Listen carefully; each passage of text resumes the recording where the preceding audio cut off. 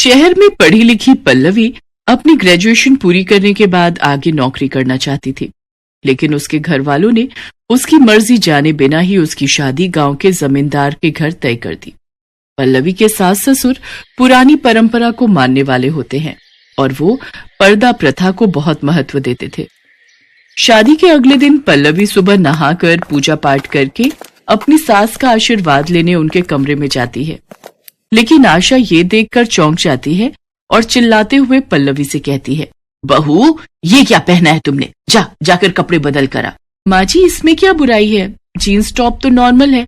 Normal? ये छोटे छोटे कपड़े तुम्हें नॉर्मल लगते हैं? अब जल्दी से जाकर ये कपड़े बदल लो। पल्लवी बुरा सा मुंह बनाकर कपड़े बदलने के लिए कमरे में चली जाती है। आशा घर की साफ सफाई करने लग जाती है। पल्लवी कुर्ता और प्लाजो पहनकर अपने कमरे से बाहर आती है कि तभी उसका ससुर रामदीन आता है, लेकिन बहू को इन कपड़ों में देख वापस आंख मूंद कर बाहर की ओर निकल जाता है। अरे ये क्या पहन कर घूम रही है तुम्हारी बहू? अभी तो जीन्स के लिए मना किया था, अब क्या पहन लिया इसने। देखो ना, उसने घूंघट नहीं किया है और पूरा मुंह दिख रहा है। उसका तो पता नहीं, मुझे तो शर्म आ गई, इसलिए मैं बाहर आ गया। अभी बताती हूँ इसे। गुस्से से तिलमिलाती हुई आशा अंदर जाती है और पल्लवी पर चिल्लाते हुए कहती है, अरे ओ कलमुही बहू, तुझे समझ में क्यों नहीं आता? इससे तो अच्छा होता मैं गांव की किसी लड़की से अपने बेटे की शादी करवा देती, लेकिन मेरी हिम्मत मारी गई थी जो मैंने बिना सोचे समझे तुझे चुना। अब क्या हुआ माँ जी? इतना कुछ करने के बाद तुम मुझसे पूछ रही हो कि क्या हुआ? तुमने घूंघट क्यों नहीं किया? मुझसे घूंघट नहीं होगा माँ जी। अच्छा, मुझसे जबान लड़ाती है। भूल मत ये तेरा ससुराल है, और ध्यान रहे आज के बाद इस घर में बिना घूंघट के ना रहो। इतना कहकर आशा वहां से चली जाती है। अपनी सास का ऐसा बर्ताव देखकर पल्लवी वहीं खड़े खड़े चुपचाप आंसू बहाती रहती है। अगले दिन सवेरे आशा पल्लवी को आवाज लगाते हुए कहती है, बहू जल्दी आओ, कहाँ रह गई? पल्लवी लंबा सा घूंघट लिए कमरे में आती है और कहती है, जी माँ जी। अरे वाह, आज लग रही है तू हमारे घर की बहू। चल अब जल्दी से घर की साफ सफाई कर लो। आज मेरा छोटा बेटा निखिल बड़े महीनों बाद अपने घर वापस आ रहा है। पल्लवी की शादी के वक्त निखिल शहर में पढ़ाई कर रहा था, जिसके चलते वो उनकी शादी में नहीं आ पाया था, पर आज वो अपनी इकलौती भाभी को देखने के लिए बहुत खुश था। लेकिन जैसे ही वो घर पहुंचता है वो देखता है कि उसकी भाभी लंबा घूंघट लिए खड़ी होती है। अरे मेरी प्यारी भाभी, इतना लंबा घूंघट? मैं तुम्हारा इकलौता देवर हूँ, अब मुझसे क्या शर्माना। आज के जमाने में भी भला कोई घूंघट डालता है? अरे बेटा, घूंघट में हर्ज ही क्या है? पर्दा प्रथा तो बहुत पुरानी परंपरा है। जब तक मैं इस घर की बहू थी तब तक मैंने इस परंपरा को निभाया, और अब इसकी बारी है। माँ, आपके ये पुराने रीति रिवाज मेरी समझ से तो परे हैं, लेकिन मैं बस इतना जानता हूँ कि मैं अपनी भाभी का इकलौता देवर हूँ और उनका चेहरा देखने का मुझे पूरा हक है। पर देवर जी, मेरा चेहरा देखने के लिए आपको भी तो मुझे नेक देना होगा। या शौ भाभी। पल्लवी को अपने देवर के साथ इस तरह घुलते मिलते देख आशा को जलन होने लगती है और वो चिल्लाते हुए कहती है, अब अगर तुम लोगों का हंसी मजाक खत्म हो गया हो तो रसोई में जाकर खाना बना लो बहू। इसके बाद पल्लवी रसोई में जाकर सबके लिए खाना बना रही होती है कि तभी आशा वहां आ जाती है और पल्लवी से कहती है, देख बहू, तेरा इस तरह गैर मर्द के साथ ज्यादा बात करना मुझे बिल्कुल भी पसंद नहीं। मैं कुछ समझ नहीं पा रही माँ जी, आप मुझ पर इतना भड़क क्यों रही हैं?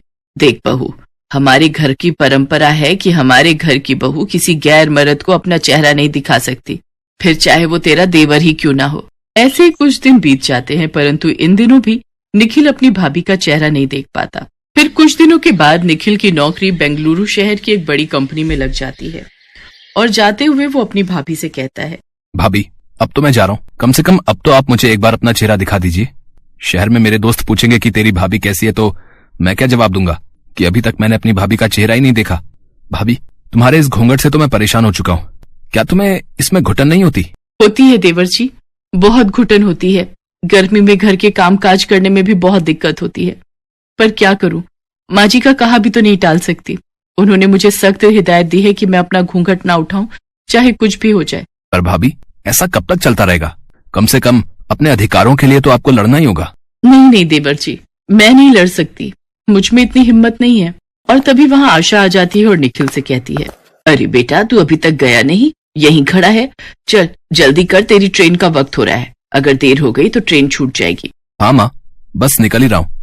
सोचा जाने से पहले एक बार भाभी का चेहरा देख लूं, लेकिन मैं तो भूल ही गया था चाहे कुछ भी हो जाए भाभी अपना घूंघट नहीं हटाएंगी। फिर उदास मन से वो वहां से चला जाता है। ऐसे ही समय बीतता गया और निखिल को अपने ही दफ्तर में काम करने वाली स्वाति नाम की लड़की से प्यार हो गया। एक दिन स्वाति और निखिल रेस्टोरेंट में बैठे होते हैं कि तभी स्वाति निखिल से पूछती है, अरे निखिल, तुमने मुझे कभी अपने परिवार के बारे में नहीं बताया। तुम्हारी फैमिली में कौन कौन है? क्या करोगे उनके बारे में जानकर? मेरी फैमिली में मेरे मम्मी पापा और भैया भाभी हैं। अच्छा, तुम्हारी भाभी भी है? कैसी है तुम्हारी भाभी? उनकी कोई फोटो तो दिखाओ। स्वाति के कहने पर निखिल स्वाति को अपनी भाभी की फोटो दिखाता है, लेकिन पल्लवी की सभी फोटो घूंघट में ही होती है। ये देखकर स्वाति को बड़ा अजीब सा लगता है और वो हंसते हुए निखिल से कहती है, निखिल, घूंघट वाली भाभी है क्या तुम्हारी? सभी फोटो में तो उन्होंने घूंघट किया है। अरे कोई ऐसी फोटो दिखाओ जिसमें उनका चेहरा नजर आए। मैंने तो खुद भी अपनी भाभी का चेहरा आज तक नहीं देखा, तो तुम्हें कैसे दिखाऊं? क्या? ये कैसी बातें कर रहे हो तुम?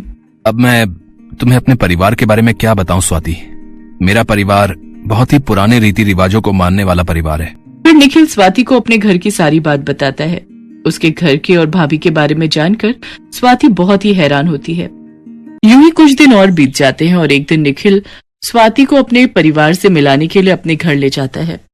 फिर जब वो अपनी भाभी को अपने सामने देखता है तो भाभी से कहता है, अरे भाभी, अब तो मुझे अपना चेहरा दिखा दो। मुझे ना सही, कम से कम मेरी गर्लफ्रेंड को ही अपना चेहरा दिखा दो। हाँ भाभी, निखिल बिल्कुल सही कह रहा है। इसे ना सही, कम से कम मुझे तो अपना चेहरा दिखाई दो। ठीक है, लेकिन यहाँ नहीं, आप अंदर चलिए मेरे साथ कमरे में।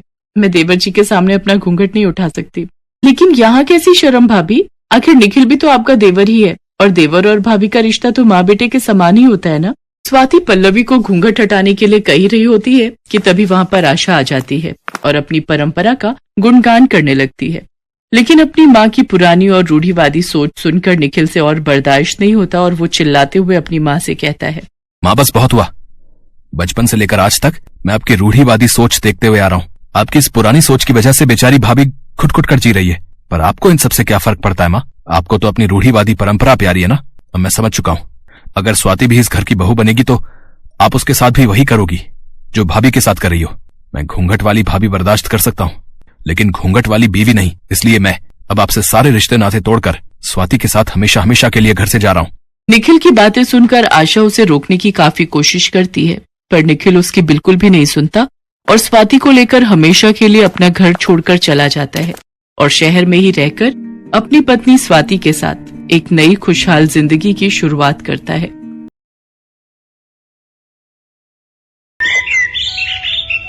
मोहिनी एक बहुत ही नटखट और चुलबुली लड़की थी, लेकिन उसे छोटी छोटी बातों पर बहुत गुस्सा आ जाता था और वो मुंह बनाकर बैठ जाया करती थी।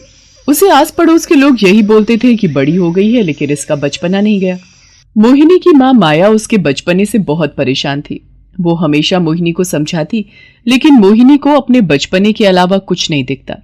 एक दिन मोहिनी का भाई रिंकू और मोहिनी दोनों बाहर आइसक्रीम खाने गए थे और वहां जाकर रिंकू आइसक्रीम वाले से बोलता है, भैया 2 आइसक्रीम देना। मैं तो वनीला वाली खाऊंगी। भैया इसे वनीला दे दो और मुझे चॉकलेट फ्लेवर। वनीला फ्लेवर तो नहीं है तो 2 चॉकलेट फ्लेवर दे दूं? हाँ दे दो। मुझे पसंद नहीं है चॉकलेट फ्लेवर, मुझे तो वनीला ही खानी है। जब यहाँ है ही नहीं तो कहाँ से लाऊं? मुझे नहीं पता, आप आइसक्रीम खिलाने लाए हो तो आइसक्रीम खिलाओ, वरना घर चलो अभी। ये क्या बचपन है? तुझे नहीं खानी तो मत खा, मैं तो खाऊंगा। मैंने बोल दिया तो मतलब बोल दिया, मैं नहीं खाऊंगी तो आपको भी नहीं खाने दूंगी। भैया तुम मुझे आइसक्रीम दो, जिसे खाना है वो खाए, जिसे नहीं खाना वो ना खाए। भैया आपकी इतनी हिम्मत, आप मेरी बात काटोगे? मोहिनी गुस्से में रिंकू की आइसक्रीम को लेकर फेंक देती है और वहाँ से घर चली जाती है। पीछे पीछे रिंकू भी घर आ जाता है और माया को जाकर सब बताता है, जिसके बाद माया और रिंकू दोनों मोहिनी के पास जाकर बोलते हैं, अरे बदतमीज, ऐसे कोई बीच सड़क में तमाशा करता है क्या? बहुत सर पर चढ़ा रखा है इसे, जब देखो तब बचपना करती रहती है। इतना बचपना करना भी ठीक नहीं है। आपको क्या, अपने काम से काम रखो ना। सही बोल रहा है रिंकू, कुछ ज्यादा ही सर चढ़ा लिया है हमने तुझे। हाँ, इसमें भी मेरी ही गलती है। भैया मुझे आइसक्रीम खिलाने ले गए थे और खुद तो खाने लगे। यहाँ भी मैं ही गलत हूँ, है ना? नहीं नहीं, तू कहाँ गलत हो सकती है, गलत तो हम है। बस अब बहुत हो गया, अब इसने बचपना दिखाया तो मैं किसी की नहीं सुनूंगा। अरे तुम जाओ, खुद तो तुम कुछ करो नहीं, मैं करूँ तो बचपना। बहुत सर पर चढ़ रही है, जितना सर पर चढ़ रही है ससुराल जाकर सारी अकल ठिकाने पर आ जाएगी। कुछ दिनों बाद मोहिनी और अमित की शादी हो जाती है। मोहिनी शादी के कुछ दिनों तक तो कोई बचपना नहीं करती, लेकिन कुछ दिनों बाद उसकी ननद रश्मि और मोहिनी दोनों शॉपिंग के लिए बाहर जाते हैं। वहां पर रश्मि को एक साड़ी पसंद आती है और रश्मि मोहिनी से कहती है, भाभी ये देखो ये साड़ी कितनी अच्छी लग रही है। हाँ अच्छी तो बहुत है, लेकिन क्या भाभी, आपको ये साड़ी अच्छी नहीं लग रही क्या? मुझे भी ये साड़ी बहुत अच्छी लग रही है। मैं सोच रही थी कि ये साड़ी मैं ले लूं। भाभी ये आप क्या बोल रही हो? आप लो या मैं लूं, एक ही तो बात है ना। ऐसे कैसे एक ही बात है? भाभी मैं ये साड़ी ले लेती हूँ, जब आपको पहननी होगी तो आप मुझसे ले लेना। जब ये साड़ी मुझे अच्छी लग रही है तो ये साड़ी मैं ही लूंगी, कोई दूसरा उसे कैसे ले लेगा? इसमें क्या बात है, आप कोई और देख लो, आप वो ले लेना, मैं ये ले लूंगी। इसी बहाने 2 साड़ी हो जाएंगी। जब आपका मन हो तो आप मेरी वाली पहन लेना और जब मेरा मन हो तो मैं आपकी वाली पहन लूंगी। अब मैं क्या तुम्हारी साड़ी पहनूंगी? नहीं, मुझे कुछ नहीं लेना और न तुम ले रही हो, घर चलो। भाभी आप गुस्सा क्यों हो रही हो? आपको लेनी है साड़ी तो ठीक है, आप ले लो, कोई बात नहीं। मोहिनी के इस बचपने को देखकर रश्मि हैरान हो जाती है, लेकिन वो दुकान पर तो कुछ नहीं बोलती, पर घर आकर अपनी माँ विमला को सब बताती है। लेकिन विमला रश्मि की बातों को ज्यादा हवा नहीं देती और यूं ही जाने देती है। कुछ दिनों बाद रश्मि के लिए एक रिश्ता आता है और उसे देखने लड़के वाले घर आते हैं। लड़के वालों को रश्मि पसंद आती है और वो रिश्ता पक्का कर देते। तोहफे में रश्मि को गले का हार मिलता है, जिसे देखकर मोहिनी रश्मि और विमला से कहती है, ये हार कितना अच्छा लग रहा है ना? हाँ भाभी बहुत सुंदर है ना? ये हार मुझ पर बहुत अच्छा लगेगा ना? मैं ये हार ले लूं? बहू कुछ खा लिया है क्या? ये कैसी बहकी बहकी बातें कर रही है? ये हार रश्मि के ससुराल वालों ने रश्मि को दिया है, तू ये कैसे ले सकती है? आप ऐसे ही दूसरा हार बनवा दो ना रश्मि के लिए। भाभी माँ आपके लिए दूसरा हार बनवा देगी, इससे भी अच्छा। नहीं, मुझे यही हार अच्छा लग रहा है, मुझे यही चाहिए। ए छोटी बच्ची हो क्या? बचपना क्यों कर रही हो? मोहिनी को हार ना मिलने पर वो जमीन पर लोटपोट होकर रोने लगती है और बोलती है, मुझे यही हार चाहिए, मुझे नहीं पता, मुझे यही हार चाहिए, मुझे अभी के अभी चाहिए यही वाला हार। मोहिनी की ऐसी हरकत देखकर दोनों उसे चुप करवा कर हार दे देती हैं। मोहिनी के बचपने के बारे में अब रश्मि और विमला दोनों समझ जाते हैं। ऐसे ही मोहिनी का बचपना चला रहता है और दिन गुजरते रहते हैं। कुछ दिनों बाद रश्मि की सगाई पर जब लड़के वाले अपना दिया हार मोहिनी के गले में देखते हैं तो बहुत गुस्सा होते हैं और मुंह बनाकर चले जाते हैं। उनके जाने के बाद अमित, रश्मि और विमला मोहिनी को बोलते हैं, तुम्हें जब पता है कि ये हार रश्मि के ससुराल वालों ने दिया है तो तुम्हें पहन कर आने की क्या जरूरत थी? मुझे तो ये हार माजी और रश्मि ने दिया है, तभी तो पहन कर आई हूँ। अरे करमचली, तुझे दिया है या बचपने में लोटपोट होकर तूने ले लिया है? भैया अगर भाभी को कोई भी चीज अच्छी लगती है तो वो बचपना करने लगती है, न तो खुद लेती है और न किसी और को लेने देती है। ये कौन सा बचपना है? तुम्हें पता है ना तुम्हारी शादी हो चुकी है, तो तुम ये बचपना छोड़ दो। इसे बस अपनी मर्जी चलानी है, बचपना करना है, जिद करनी है, बस यही आता है इसे, और क्या आता है? अमित जी मैं कोई बचपना नहीं करती, मुझे तो बस जो अच्छा लगता है वो मांगती हूँ। अब देना न देना तो आप लोगों के ऊपर होता है ना। भाभी अगर आपको ना दे तो आप बच्चों की तरह जो जिद करने लगती है उसका क्या? मैं अगर बच्चों की तरह जिद कर रही हूँ तो मत दो। बस करो तुम सब, एक तो यहाँ रश्मि की शादी पर बनाई है और मोहिनी तुम्हें बचपने से फुर्सत नहीं। जब अपनी माँ और बहन की ही माननी थी तो मुझसे क्यों पूछ रहे थे क्या हुआ? तुम अपनी गलती मत मारो है ना, बाकी सबकी गलतियाँ गिनवा दो। मुझे मत सुनाओ, गलती आप लोगों की है और मुझे बोल रहे हो। हाँ मेरी गलती है जो तुमसे शादी कर ली, लेकिन अब गलती सुधार लेता हूँ। बहुत हो गया तुम्हारा बचपना, जाओ अपने मायके और वहीं जाकर अपना बचपना दिखाना।